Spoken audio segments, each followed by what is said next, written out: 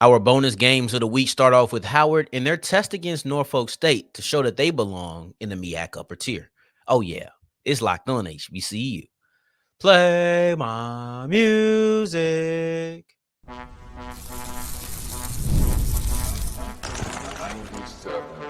You are Locked On HBCU, your daily podcast covering HBCU sports. Part of the Locked On Podcast Network, your team every day. What's going on, family? Welcome back to another episode of the Locked On HBCU podcast, your number one daily one-stop shop for everything HBCU athletics, Monday through Friday. Part of the Locked On Podcast Network, your team every day. And now, of course, Sam Darian Gray, a.k.a. the Mouth of the South, Texas Southern alum and former TSU Herald Sports editor and current contributing writer at USA Today's Saints Wire. Thank you for going on this journey with me. Make a Locked On HBCU your first listen of the day every day. And remember, just because the mic cuts off does not mean that the journey is over. Just means it's time to follow me on Twitter at South Exclusives. Starts with an S and ends with an S. Today's episode is brought to you by FanDuel. Go to FanDuel.com to get started. And if you're new to FanDuel, put down a $5 bet and get $200 back in bonus bets if you go to FanDuel.com to make every moment more. This is our game of the week section where we preview 3 games of the week that didn't quite make the cut for number one, but they're still big time matchups that I would highly suggest that you make time to watch. We'll wrap up today's episode with a look at North Carolina Central versus Morgan State. That is the MEAC number one offense versus the MEAC number one defense. That should make this a very interesting matchup. In segment 2, we'll look at the lone SWAC matchup that we have, and that is the Magic City Classic. You have a surging offense in Alabama A&M going against an always dominant defense in Alabama State to shape up for a pretty interesting Magic City Classic in 2024. But we kick this thing off with Howard versus Norfolk State, and I know what you may be wondering. That game, that's the one you rolling with? That's kind of meh. And I understand people may feel like it's meh, and that's because of the conference. The MEAC being small leads to us not really being excited about too many games. I don't think that we get excited about mid-tier MEAC matchups, and that quite possibly could be what this is. I don't know. For me, this is a test to see if Norfolk State, well, more so a test for Howard. Norfolk State could prove something here, but I'll get to that in a little bit. It's more so a test of, is Howard going to be an upper tier team?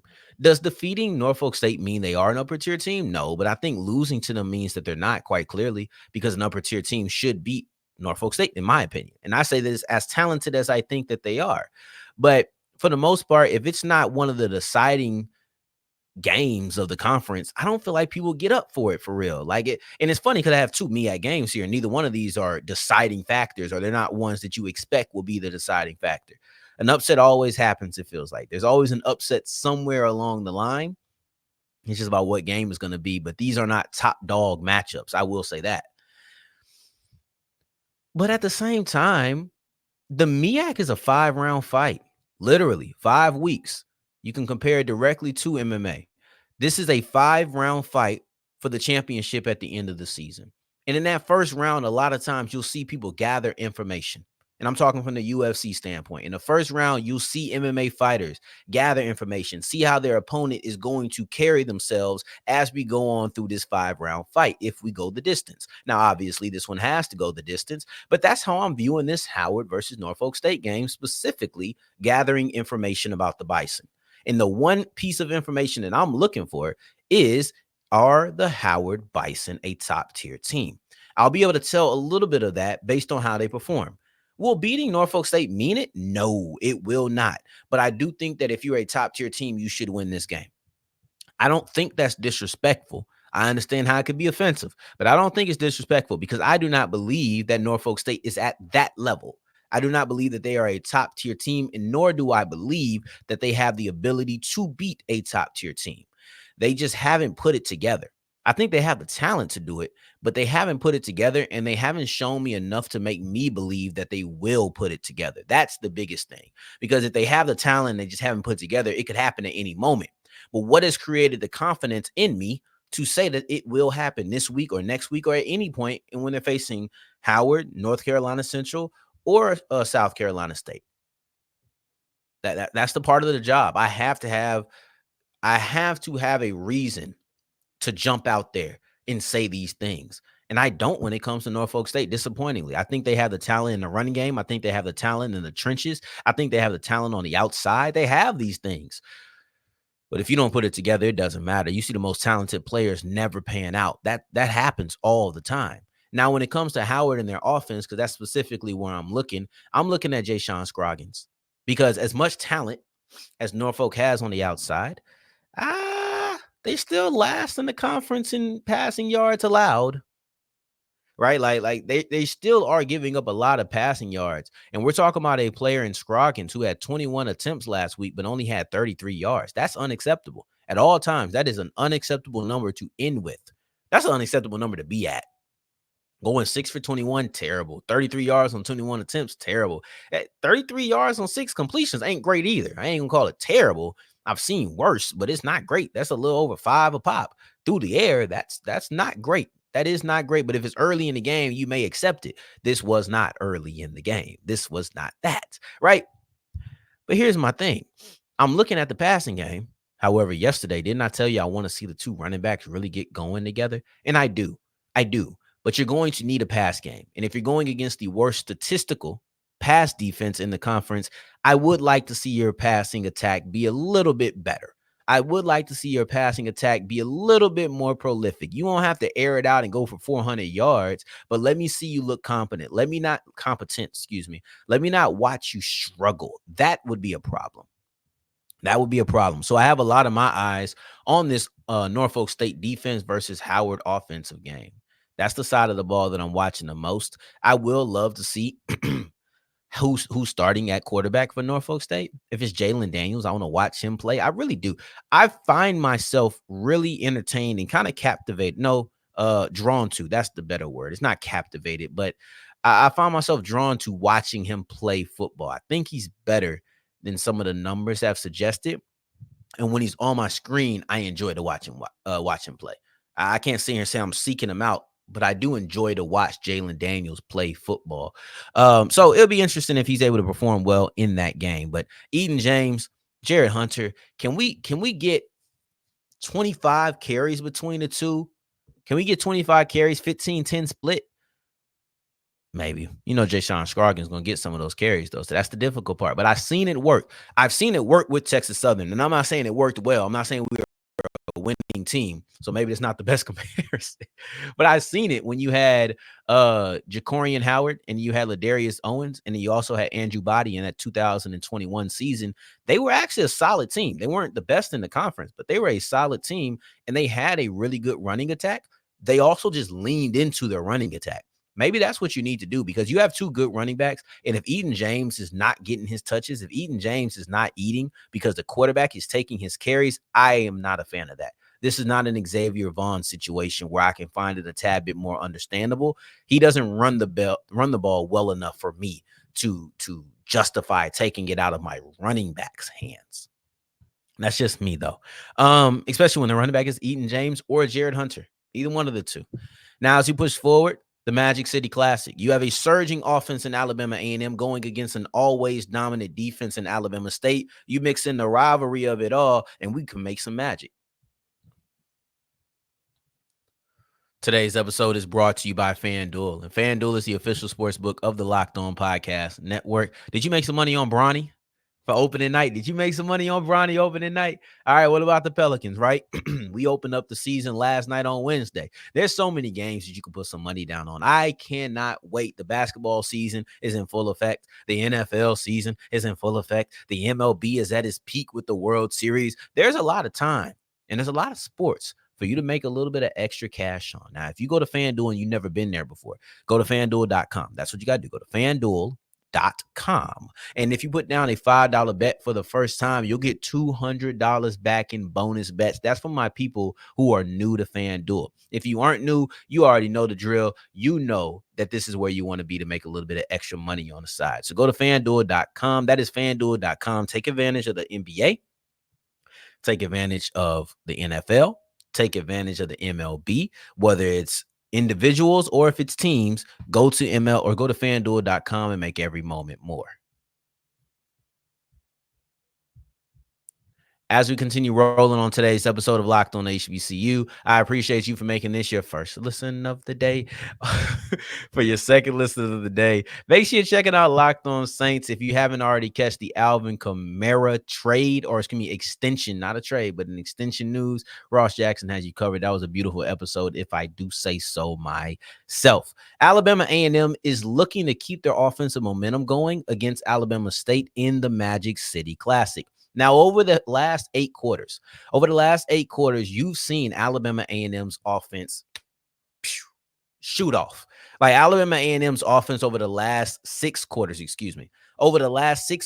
Alabama A&M's offense has scored 84 points. And it started off with a really strong second half surge by the Bulldog offense against Jackson State. And they didn't stop there. They then went against Bethune-Cookman. The thing here is Alabama State is not Bethune-Cookman. This is a significantly better defense that you're going to be facing. Matter of fact, you're facing the best defense in the SWAC. So you're looking at the team that is first in total yards defensively, first in scoring defense, first in rushing yards allowed defensively, second in passing yards allowed. They're great in every single statistical category. You're looking at third in sacks, even though Alabama A&M does not allow a lot of sacks. So that'll be an interesting one to look at, specifically with Traycon Thomas. So, but you're looking at this matchup of a surging offense under Xavier Lankford, who over the last 2 games had 315 yards versus Bethune-Cookman. He had 315 yards versus Bethune-Cookman, 245 yards versus Jackson State. Over the last 2 weeks, Xavier Lankford has accounted for over 600 total yards and 8 touchdowns. He's been on fire since stepping into the starting lineup and leading them at the quarterback position. I want to correct something I said yesterday because we did our Around the HBCU episode. So if you didn't catch that, please go back and watch it. It was a great episode, very fun to do. And I'm thankful for everybody who tuned into it and everybody who's about to. We're definitely going to do that next week. And I hope to refine it. I'm going to go back and watch it and see what can be changed, if anything, other than the information. But I made one little mistake and I switched up my numbers, right? Trying to do all these things by pretty much memory with a little bit of notes. It was 245 yards against Jackson State and 315 versus Bethune-Cookman. That is the numbers in which he put up through the air. And he also had 4 touchdowns in both games, not 3 versus Jackson State and 4 versus Bethune-Cookman. He had 4 versus JSU, 4 versus Bethune-Cookman. Let's see if he can make it a three-peat for the 4, right? Let's see if he can hit Wendy's numbers. Xavier Lankford's had 4 touchdowns in the last 2 games, 3 through the air, then 1 on the ground. Right, then you have 1 through the air and 3 on the ground. Let's see what combination he can put together, if he can put together a 4-for-4, word to Wendy's, against Bama State. Now, one interesting matchup, more so than just Xavier Lankford and what he's able to do. The really most interesting matchup that you'll have is Donovan Eaglin versus Jamari Holtzclaw. The Donovan Eaglin versus Jamari Holtzclaw battle is very interesting. Obviously, they're both running backs, so they won't be able to stop the other one. This is real fantasy football talk here, which I'm not that great at if you check my fantasy team, but I'm pretty good at if you check the podcast. But Donovan Eaglin versus Jamari Holtzclaw is a matchup between 2 different style of running backs. You have one guy who's 175 pounds and the other guy who's 225 pounds, right? Like these are different dimensions, but they're both very important to their offense. I think that if Alabama State is going to get their offense going, obviously you want to look at Kareem Key and see what he's able to do, but I think that Holtzclaw and the ability to run the ball will always be the most prevalent and most important thing on the list of priorities for Alabama State's offense. So that's what they'll try to go in there and really set strong. Like, hey, we're going to be a running team right now. Same with Donovan Eaglin. Even though Xavier Lankford is doing really well, you want to feed Eaglin. You want to feed Eaglin and have him get a 90-yard performance. You want to have him have an 80 to 100-yard performance, because that's just going to make your offense go. When you have running backs the caliber of Eaglin and Holtzclaw, you want to make sure that you get them the ball in space. You want to make sure that you get them the ball with space to run specifically, because it's not just throwing a swing pass. This is about getting him the ball and having lanes for him to run through.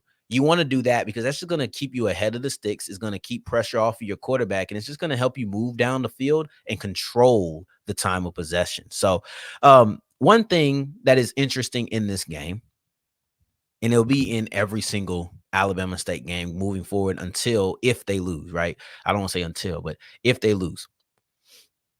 This game has SWAC East ramifications. Like, people are watching. And I understand that for some, it may feel like, why are you still on this Alabama State hype train? I don't even know if I'm on the hype train or if I'm just watching the hype train, but I do think it still exists. I do think that there's still a team to monitor. I know that the Andrew Body injury and the Jonah O'Brien injury and then was it Zach Sim? No. Yeah, no. I can't remember who it was. They had two freshmen. One got hurt, and then one ended up getting benched. And now you're playing with a wide receiver who was a quarterback in high school.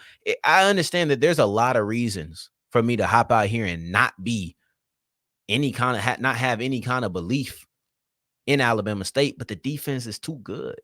The defense is too good for me to sit around here and just be like, yeah, nah, they ain't got no kind of chance, because the defense can keep you in any single game. So until they lose, if they lose, I'm going to keep watching, because a win against Jackson State would mean a whole lot of things for JSU, a whole lot of things for FAMU, and a whole lot of things for Alabama State. Ryan Lewis, the Alabama State defensive coordinator, after that win that Jackson State had over FAMU, hopped on Twitter and said Alabama State has re-entered the chat. Yes, they have. This has rejuvenated that team. I can only imagine how they feel after watching that game, knowing that, hey, we have a chance. We have a real chance. And we don't need we have FAMU to lose. That happened already. We don't need it anymore. We just now need to go out there and handle our business, and we need to beat Jackson State. But you got to get through Alabama A&M and everybody else first. But that is the part, I should say. That is the part that I'm really interested to watch, because it has ramifications for the standing. And we're getting very close to the end of the season. We're getting very close to Jackson State versus Alabama State. And these things should be on the front, maybe the back of your mind. I'll allow it not to be on the forefront, because we got to go through every game and can't look at this every week, but it should be on the back of your mind. Now, as we push forward, let's head back to the MEAC. North Carolina Central versus Morgan State, because this is the best offense in the conference versus the best defense in the conference, and that always shapes up for a good game.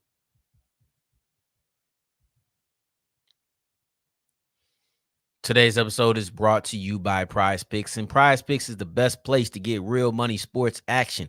With over 10 million members and billions of dollars in awarded earnings, Prize Picks has made daily fantasy sports accessible to all. Just pick more or less on at least two players for a shot to win up to 100 times your cash. Run your game all season long on Prize Picks. You can now win up to 100 times your money on Prize Picks with as little as 4 correct picks. You ain't even gotta be Nostradamus. You ain't gotta be a genius. All you have to do is sign up today and get $50 instantly when you play $5. You don't even have to win the $5 bet. Just go ahead and put down $5 or play $5, and you'll get $50 in bonus. Is guaranteed. So if you think Justin Jefferson can go for over 83.5, for example, if you think Patrick Mahomes can throw for over 230 in the game, all you have to do is say, okay, we have Justin Jefferson more, Patrick Mahomes more. It's just that simple. But in order to do any of this, you have to download the app today and use the code LOCKEDONCollege to get $50 instantly after you play your first $5 lineup. Go ahead and download the app today and use the code LOCKEDONCollege. As we're wrapping up today's episode of Locked On HBCU, I appreciate you for making this your first listen of the day every day, making it all the way to segment 3. And I thank you 2 times for that. Thank you. Thank you. So North Carolina Central versus Morgan State is a game that I think we should all have our eyes on and really anticipate. It's not edge of the seat. It's not one of the 2 games that I'm saying you have to watch because it's going to decide the conference. But if we're talking about the first week of MEAC action, this is a big time game. And it may not feel that way because it may not feel as if North Carolina Central versus Morgan State is a big time game because those 2 teams are perceived so different. Those two teams are looked at in going two different directions. One looked at as being the top dog. One's looked at as a kind of a disappointment, right? I don't think that Morgan State has lived up to some of the hype. But despite being in two different directions, despite being on two different planes, I really think that this is going to be a good game because you have the best MEAC offense versus the best MEAC defense. You have the number one MEAC offense versus the number one MEAC defense, and you expect me not to get excited for this game just because you don't feel like North Carolina Central and Morgan State are on the same trajectory? Just because you don't feel like North Carolina Central and Morgan State are the same caliber of team, I'm supposed to not get excited about the best offense and the best defense in the conference going toe to toe? Well, I'm sorry to disappoint you because I'm excited in this game. I have a lot of excitement in this one because it reminds me of last year where, yeah, North Carolina Central, much better than Morgan State last year. They won by 6 points because it was a defensive matchup. It was 16-10. That was the final score. If this game is decided with the winner being in the teens, that works to the advantage of Morgan State. Now, once you get into the 20s, I don't think that Morgan State is putting up 20 points. I just don't. That's just my opinion on it. But you're looking at this, man. Let's go stat for stat. Let's go stat for stat because, in my opinion, these games are always fun. North Carolina Central, first in scoring offense, first in rush offense, second in pass offense. Morgan State, first in scoring defense, second in rush defense, first in pass defense. Anytime you have the best offense versus the best defense, that's always going to be great and fun to watch because you're wondering who's going to break. Somebody's strengths has to fail. Somebody's strengths has to fail because whether it's Morgan State's defense not getting any pressure on Walker Harris or not being able to stop Jamari Taylor, or maybe that North Carolina Central offensive line can't stop that big dog that we call Elijah Williams. Maybe they can't stop him. And now he's disrupting everything. Defensive line penetration disrupts everything you have that you want to do as an offense. It does, right? Maybe that's what we're looking at. Somebody's strength has to break. This is good football. This is the kind of thing that I sit there and I'll be like, oh, we're in for a fun one. But it could get out of hand quick, right? Because when you have a great defense and a great offense, it only gets out of hand if North Carolina Central puts that offense together, right? Like that's the only time that it really gets out of hand. If Morgan State's still clamping them up, I think that I find it hard to see Morgan State running away with this game because offensively, I just don't think they're that good. I don't. If you air out North Carolina Central, if Morgan State airs out North Carolina Central, it'll be the shock of the HBCU season. I think that you have to stop some of the running backs. They are what you have to do and put the pressure on the offensive and put the pressure on the quarterback, excuse me. And I don't just mean rushing the passer. I mean, like, if they have to throw their way into a victory, nothing Morgan State has done will prove to me that they could do that. They would have to go and do it. They would have to go and do that. One point that I forgot to make about Norfolk State in the first segment, I should say, is that them beating Howard could show that they are ready to compete with the upper echelon. But because Howard is struggling, I'm less likely to believe that Norfolk State is proving anything, and more so that Howard is proving something either way. That's the point in it. I'm not going to get too deep into it because I kind of let the moment pass, but I did say I was going to speak on what Norfolk State could prove. That being said, back to Morgan State. The battle between the Bear offense versus the Eagle defense obviously sides with Central. That's not even a question. So if you can put up 21 points, I think that's going to be game. I think that's going to be game for North Carolina Central. I know that technically Morgan State is the third highest scoring offense in the conference. They scored 24 points last week. I'll give them that. I think MEAC is MEAC is definitely an FCS team because I would have heard more about it if they lost to a D2 team. Let's see. What is it? FCS. Oh, yeah, they're just here. They're just here. So they're new. They're new. Oh, my God. Last year,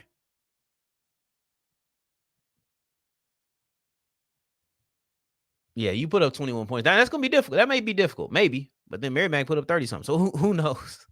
You put up 20-something points. I think this is game over. That's all I have to say about this this game right here. So in the meantime, tomorrow's episode, FAMU versus Southern, that is our game of the week. And I'll be back for that. I can't wait. In the meantime, in between time, until the next time that we hear each other, family, take care, stay blessed.